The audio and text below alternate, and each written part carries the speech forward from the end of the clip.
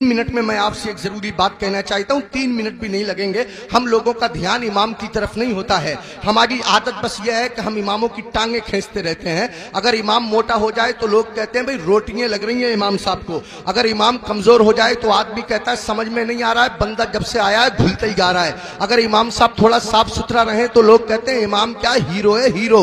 अगर इमाम साहब थोड़े मैले कुचैले सुस्त टाइप के हो तो लोग कहते हैं इतना मैला आदमी है, उसके बराबर में बैठने को तबीयत भी नहीं करती है। अब मेरे भाई बताइए इमाम क्या करेगा? मोटा हो जाए तो परेशानी, पतला हो जाए तो परेशानी, साफ सुथरा रहे तो परेशानी, मैला कुचैला रहे तो परेशानी। लोग इमामों की तनख्वाह पे ध्यान नहीं देते। इमाम जितना आपका ख्याल रखता है आपकी बीबी भी उतना आपका ख्याल नहीं रख सकती।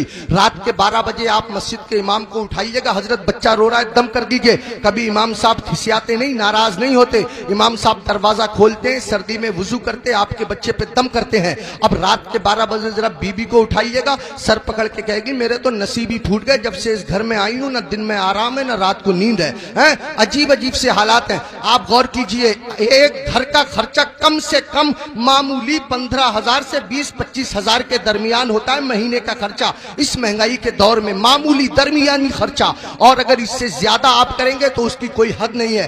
कभी आपने ध्यान फरमाया, कभी आपने तवज्जो दी? ये 3,000 की तनख्वाह हमारे इमाम साहब की, ये 4,000 की तनख्वाह हमारे इमाम साहब की, ये 5,000 की तनख्वाह हमारे इमाम साहब की, बहुत ज्यादा बड़े शहरों में 10,000 की तनख्वाह हमारे इमाम साहब की। आपने तवज्जो फरमाई, ध्यान दिया कि इमाम का गुजारा कैसे होता होगा? उसके बच्चों की दवाएं कहां से आती होंगी? उसके घर के अखराजात कहां से पूरे होते होंगे? जो आदमी 15-20 हजार रुपया महीना कमाता है, अगर कोई बड़ा काम आ जाए तो उसको भी कर्जा लेने की जरूरत पड़ जाती है। तो मुझे बताइए कि फिर ये इमाम जो 4,000-5,000 में महीना भर 24 घंटे की ड्यूटी देता है, इस इमाम का गुजारा कैसे हो रहा होगा? आप जरा सोचिए, इस पे ध्यान दीजिए, तवज्जो फरमाइए। वक्त नहीं है मेरे पास बात करने का, बातें बहुत ज्यादा हैं। इमाम लोगों के लिए मेरे दिल में बड़ी मोहब्बत है, बड़ी अहमियत है। गांव गांव बस्ती बस्ती जाता हूं जलसों के हवाले से, इमामों के हालात देखता हूं, मेरा दिल रोता है, आंखों में आंसू आ जाते हैं। इमामों की लोगों ने वो हालत बना दी है। एक आखिरी बात कहता हूं, बात खत्म करता हूं। लोग इमामों पे बहुत ज्यादा नुक्ताचीनी करते हैं। पाजामा देखो इमाम साहब का, आंखों का सुरमा देखो इमाम साहब का, बाल देखो इमाम साहब के, टोपी देखो टेढ़ी है टेढ़ी। इमाम साहब आते हो तो लोग कहते हैं ध्यान दियो, देख लियो, गौर करियो इमाम साहब सलाम करेंगे या नहीं करेंगे। अरे ये तेरा गुलाम थोड़ी है, तेरी मस्जिद का इमाम है। होना तो ये चाहिए था कि मेरा इमाम अगर मेरे सामने से गुजर जाए, मैं अगर बैठा होता तो हाथ बांध करके खड़ा हो जाता और अपनी मस्जिद के इमाम को मैं सलाम पेश करता। ये मेरा हक था, ये मुक्तदी होने का हक था। हम अगर एक हफ्ता भी मस्जिद में ना जाएं और अगर इमाम साहब पूछ लें तो हम नाराज हो जाते हैं। इमाम साहब पूछ लें भाई फजर में नहीं आए, कहां थे, तो हम नाराज होते हैं, इमाम ने मेरी बेइज्जती कर दी, 4 लोगों के बीच रुस्वा कर दिया। इमाम साहब अगर एक टाइम ना रहे तो ऐसे लोग जो जुमे की जुमे जाते हैं वो हंगामा मचा देते हैं। इमाम के बच्चे नहीं है, इमाम की रिश्तेदारी नहीं है, इमाम की ससुराल नहीं है, इमाम की ददियाल नहीं है, इमाम की ननिहाल नहीं है, इमाम का कौन नहीं है? इमाम के चचा भी हैं, इमाम के ताऊ भी हैं। इमाम मेरे तुम्हारे तरह आदमी है। मुझे बताओ, कहीं कोई मर जाएगा तो इमाम को जाना पड़ेगा या नहीं जाना पड़ेगा? कहीं कोई पैदा होगा तो इमाम को जाना पड़ेगा या नहीं जाना पड़ेगा? कहीं किसी को तकलीफ है, कहीं किसी की तबीयत अच्छी है, कहीं किसी की खराब है, 1000 जिम्मेदारी इमाम के साथ होती है। अगर 1-2 दिन इमाम गैर हाजिर रह जाए तो लोग बेवजह उसका हिसाब करने पे तुल जाते हैं और फिर इमाम के पीछे हाथ धो के पड़ जाते हैं। होना यह चाहिए 2 इमाम होने चाहिए मस्जिद में, एक इमाम होना चाहिए, एक नाइब इमाम होना चाहिए। इमाम साहब अगर काम से चले जाएं तो नाइब इमाम उनका काम अंजाम दे सके। इमामों की तनख्वाह बढ़ाओ। अब एकदम तो बढ़ा नहीं सकते, मैं एक तरकीब बताता हूं और फिर हजरत मुफ्ती साहब को आवाज देता हूं। तरकीब यह है कि जब जुमे के दिन इमाम साहब खुतबा पढ़ते हैं, मतलब तकरीर करते हैं या नात शरीफ पढ़ते हैं, मस्जिद में जितने लोग जाते हैं अगर सिर्फ 10-10 रुपए से इमाम साहब का मुसाफा कर देंगे तो कसम खुदा की आपके पास से 10 रुपए जाएंगे, मेरी मस्जिद के इमाम साहब के पास हजारों रुपए इकट्ठे हो जाएंगे। इमाम साहब के बच्चे खाएंगे, उनके दिल से दुआ निकलेगी। देखो अगर इमामों की तनख्वाह कम होती है तो नमाजें खराब होती हैं। आप कहेंगे कैसे? मैं बताता हूं आपको।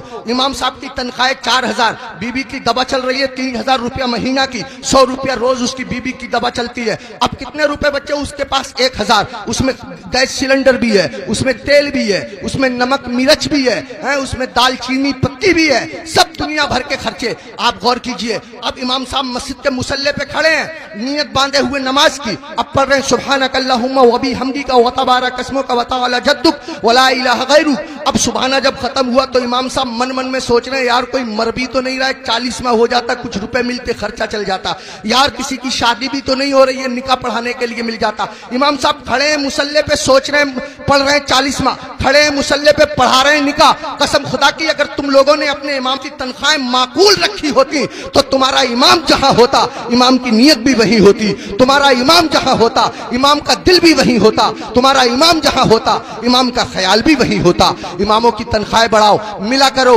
हर हफ्ते मामूल बना लो।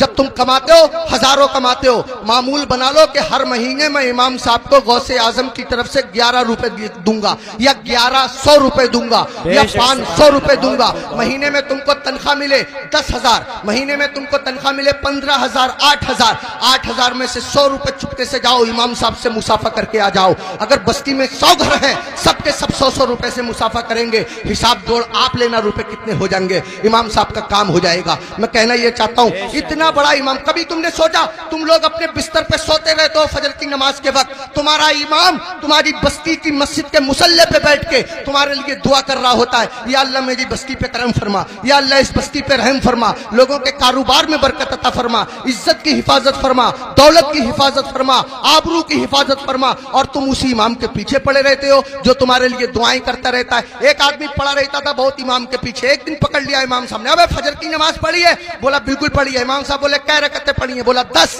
का फजर में 10 हो गए रे? कह रहा चलो 15 मान लो। इमाम साहब बोले 15 होती फजर में? कह रहा चलो 20 मान लो। इमाम साहब बोले पिट जाएगा, दिमाग खराब मत कर। मुंह लटकाया हुआ घर गया, बीवी बोली कैसे मुंह लटकाए फिर रहे हो? कहने लगा रे इमाम साहब ने पकड़ लिया, बोले फजर पढ़ी है? मैंने पढ़ी है। उन्होंने रकअतें पूछ ली, मैंने 10 बताई, 15 बताई, 20 बताई, 25 तक पहुंच गया, मगर इतना है कड़े इमाम है वो भी माने ही नहीं है। तो बीबी कह रही है तुम भी तो पागलों जैसी बातें करो, 4 बता देते 4। तो कह रहा तू तो सच में ही पिटवाने वाले काम कर रही है। जो इमाम जिद्दी इमाम 25 में ना माना वो 4 में कैसे मान जाएगा? 25 में माना नहीं, 4 में मान जाएगा। पिटवाने वाले काम कर रही है। इमामों के करीब आओ, इमामों का ख्याल रखो। जब खाना खाने बैठा करो, इमाम को फोन कर लिया करो, हजरत खाना खाया नहीं खाया, आया नहीं आया, अगर आया तो क्या आया।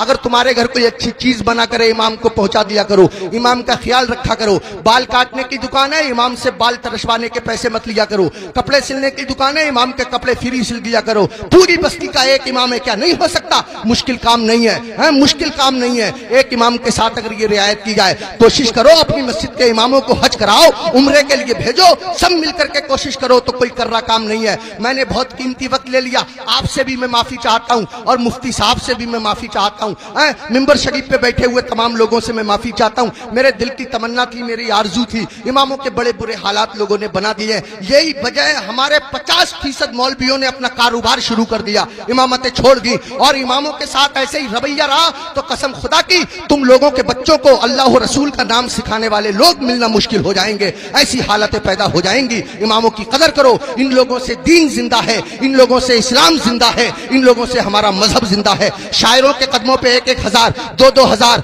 20-20 हजार। हमारी जमात में ऐसे ऐसे शायर भी हैं जो 2-2 नाते पढ़ने के 1-1 लाख लेते हैं। तकरीर करने वाले लोग ऐसे भी हैं जो 2.5-2.5 लाख लेते हैं। उनको एयर कंडीशन रूम चाहिए, किसी आम आदमी के मकान में ठहरेंगे नहीं, 5 स्टार होटल उनको क़याम करने के लिए चाहिए। हमारी कौम सब कुछ बर्दाश्त करती है, लेकिन जब निकाह का नंबर आता है और इमाम साहब कह रहे हैं 3,000 लूंगा, तो पूछे कौन सी किताब में लिखा हुआ है भाई 3,000 ही लोग, इससे कम नहीं लोग।